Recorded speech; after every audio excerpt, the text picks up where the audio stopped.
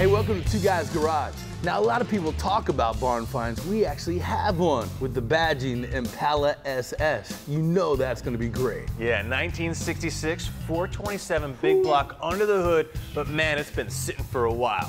So we got a lot of work ahead of us. We got some brake upgrades, some suspension. Gonna be fun.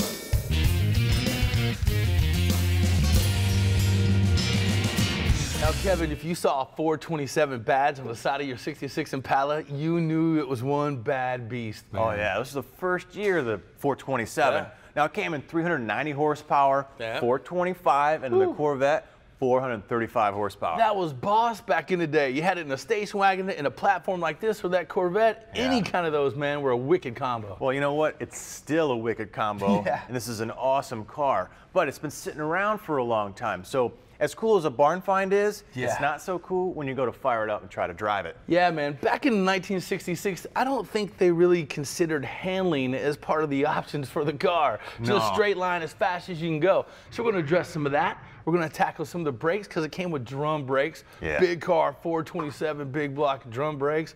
Nasty A combination. little bit scary. Yeah. And then, of course, some wiring. When you pop the hood on this, you can tell it's been sitting for a while. And right out of the gate, you get some splices, some, well, look at that. So, Yeah, that's not so good. No, Well, that's a problem. You know, our buddy Tommy, when he picked it up, he's all excited about the car, but the first time he turned the key, he started seeing the smoke come out of the wires. So, Right. you know, again, these things have been sitting around for a long time, and all they weren't thinking about the handling part, they weren't thinking about 50 or 60 years later how all this stuff was going to hold up. So, first place we're going to start is in the wiring. As Willie pointed out, you got a lot of stuff spliced in, rewired, and if you look down here, you got a lot of these sort of wires going to nowhere. And I love how you have, you know, you've got a splice to a short wire to a splice to a short wire to another splice. All right, instead of just sitting here and trying to diagnose every one of these points where we could let the smoke out of the wire, Right. probably easier to just rewire the whole thing. So, Exactly. let's show you what we've got. We're going to start in the engine compartment because this sees the elements a lot more than inside. Yeah. And with a plug-and-play kit like we've got from American Auto Wire, we can literally start unconnecting and reconnecting and hit this engine compartment, boom, real quick so we can get on the road yeah, faster. and it literally truly is a plug and play. The old connectors, the old fuse block, anything you need, old style from 1966 is there and available, so it makes the swap out really simple. Well, let's start stringing this along. We'll also show you a little bit more of what comes with the kit so you can do the rest of the vehicle and show you how easy it is.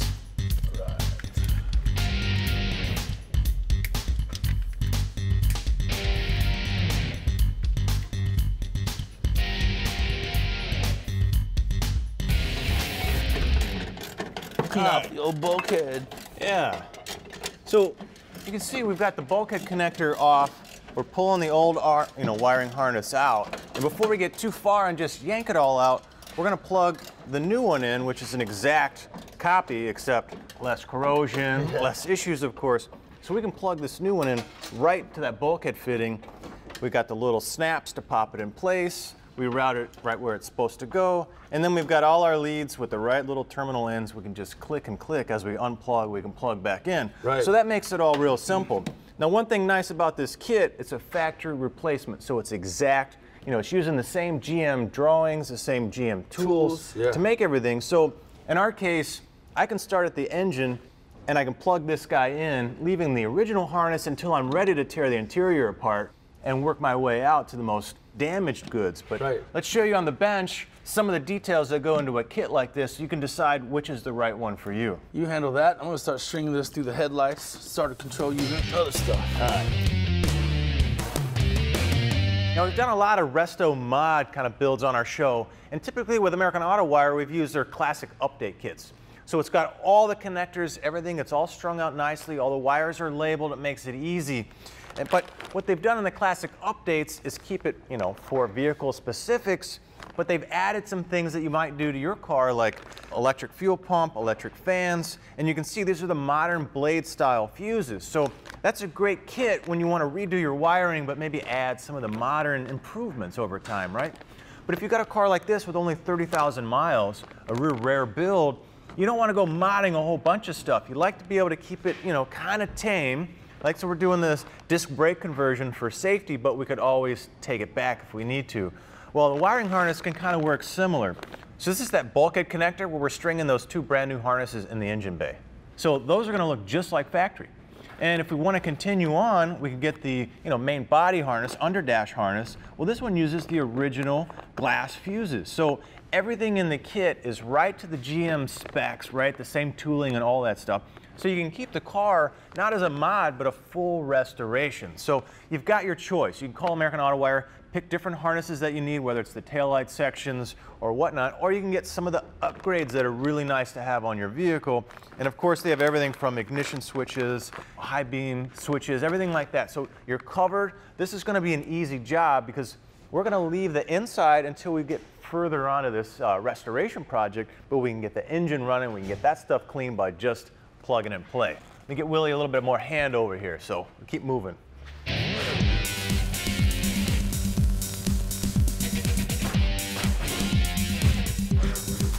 You know, control arms are a vital part of anybody's suspension on their car or truck. The problem with control arms is a lot of components fail one component at a time. You know the story. You've seen these bushings dry rot and actually rust and deteriorate in here. Problem is, they get so much oxidation here, tough to get out. A lot of people don't have a press. They'll use a torch, a hammer, and twist and warp all this metal around that bushing, the shoulder. And up in here in the ball joints, a lot of ball joints require special tools. Well, you can end all that fatigue and that stress and that time by going to a Dorman's fully assembled control arm. Now these things literally come with new bushings, new ball joints, every component, so you can have the old control arm out and a new Dorman's control arm complete with all the new components in your car within 30 minutes. Now Dorman's R&D team actually identifies all the failures and weak parts from the OE and actually makes it stronger and better, so you get more reliability, more durability. Dorman's fully assembled control arms are always available at Federated Auto Parts.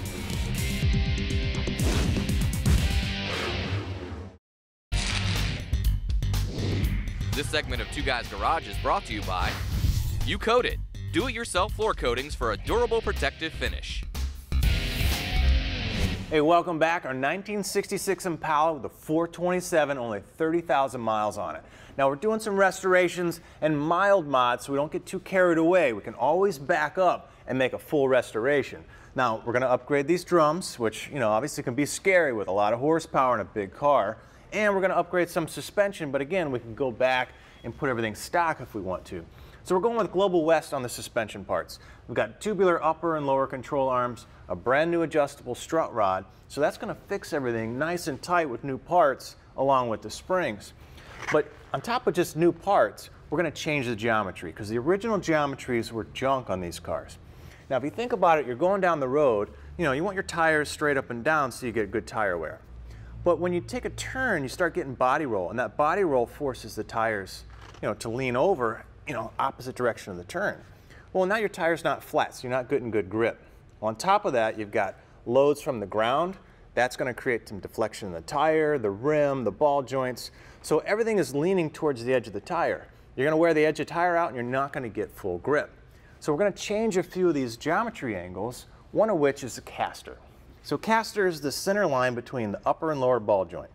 And right now it's pretty close to straight up and down. Well, we're going to kick it back, so about 4.5 degrees. Now that's going to give us one better feel. So as we're driving, we're going to actually feel what the tire and the ground are doing, so we know what the front of the car is doing. It's also going to improve the camber gain. So when we start leaning the car over, we're rolling over, right, and the tire's going the wrong direction. As we're turning, the caster is going to help tip that tire back up. So we're maintaining that flat spot on the tire, getting the best grip and getting the best feel.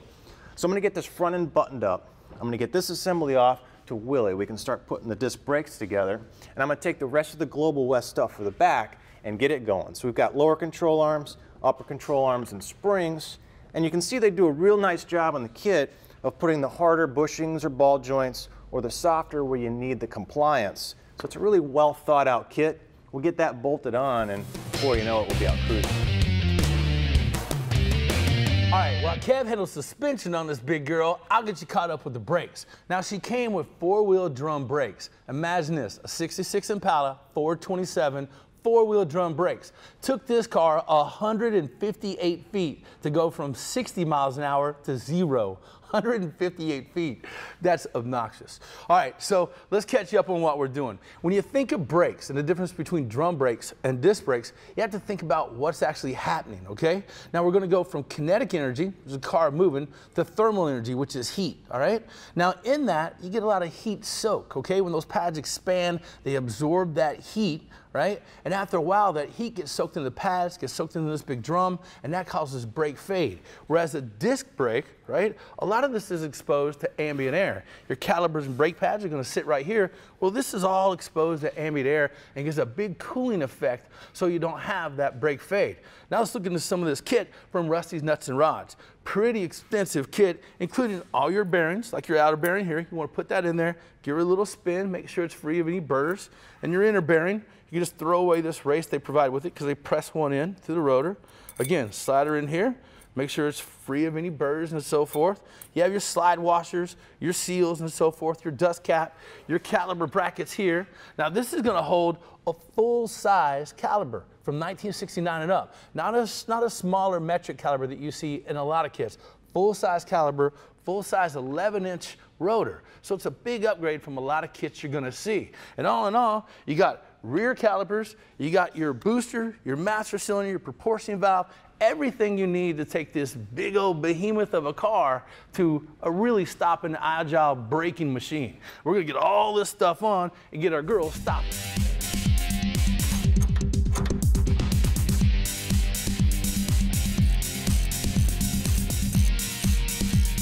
And then you'll see in just a second how simple that full-size caliper mounts right in here. The rotor drops in there. So, as you can see, it's gonna ride somewhere in this proximity.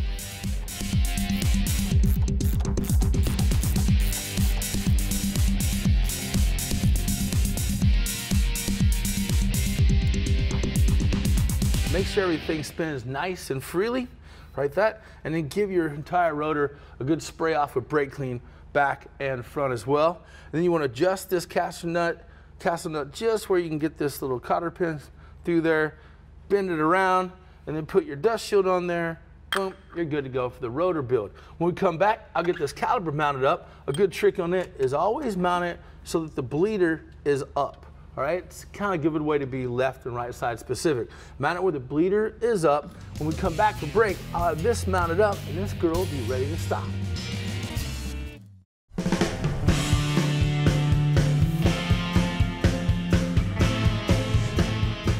Everyone needs a lubricant in their toolbox that can clean, penetrate, and lubricate. So grab a bottle of Seafoam Deep Creep. How does it work? The multi-use penetrating lubricant displaces moisture and breaks up surface tension while penetrating and preventing rust from forming in the future. When Deep Creep is applied to a heated surface or used with a torch, it actually penetrates deeper into the threads because the heat actually helps draw in the Deep Creep. Plus, the lubricant side of Deep Creep will withstand high temperatures. You can also spray Deep Creep upside down so it's easier to get to those tough-to-reach places. Deep Creep has hundreds of uses, like safely cleaning road tar from any surface. This tip is brought to you by Seafoam, the choice of mechanics for over 70 years. All right, just finished to tighten up our proportion valve on the Rusty Nuts and Rods disc conversion kit. And what a kit it is. When you compare the old master cylinder that came on this grill to what we got in this disc conversion kit, along with the booster, proportion valve, and everything else, she's gonna stop a ton better. Look at that whole thing. Unbelievable. All right, so if you want anything, whether it's interior trim, disc conversion kits, or body panels for that matter, check them out, okay? Rusty Nuts and Rods, and if it's ground shipping, as long as it's ground shipping, it's free. It's kind of cool. Now with all these upgrades, the American Auto Wire wiring kit, the suspension we got from Global West, the disc conversion kit, it's gonna perform and handle much better. Now, whenever you change the suspension, you probably should get your car aligned. Now, Kevin's got a pretty cool tool and a pretty cool way you could all do that in your garage right at home. So instead of going to the alignment shop and spending a few bucks, we can do everything right here with our Quick Trick Pro Alignment Kit. You can do everything from camber, caster, and toe. And we can do it right here, or you can do it in your garage, or even at the track, especially when you make a lot of changes in your settings. So I'm going to walk you through a little bit of the steps so you guys can see, how the system works. Now you're going to want to grab onto your rim because that's the angles you're going to want to measure. So you got two options. You got these padded studs. You can hit right here on the flat spots of your rim, or I can flip this bracket around and you can see this little tab. Those guys will fit right in between the rim and the tire, and I've got a little bracket that I can swap out and grab the top side as well. So once you've determined how you want to, essentially grab your rim, you've got your angle finder with the kit, and you want to make sure you zero it out to the ground that you're working on because it's not always flat. Once you've zeroed it out, you can attach it right off to the edge there, and instantly you've got your camera numbers. So if you want to do tow, it's a real simple spin the dial and reconfigure to your tow bar setting instead. And you've got one for each side. You've got a complete kit.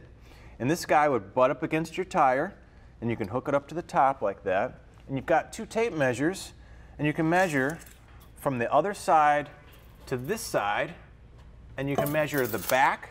Oops. You can measure the back and you can measure the front, and the difference is going to be either your toe in or your toe out. So you instantly have your toe numbers, and again you can climb under the car and adjust that. Now if you want to measure caster, it's going to be similar to camber. You're going to go back to this setup, but you're going to have to turn your wheels so you can get the angle change as that wheel is flopping over that caster angle. But it's real simple. You're just going to measure those two different angles and see the difference. Quick Trick also has an app that you can download. It's called Quick Specs. And it's going to have your alignment specs for whatever vehicle you're working on, so you can have it at the palm of your hand. Now we're not going to use the specs for the Impala originally, right, because we've changed some of those angles. So those are going to come right from Global West. So we'll get this thing dialed up and we can get on the street and have some fun. Get it set for performance and for not chewing up our tires. For more information about anything you've seen in today's show, check out gactv.com or visit TwoGuysGarage.com.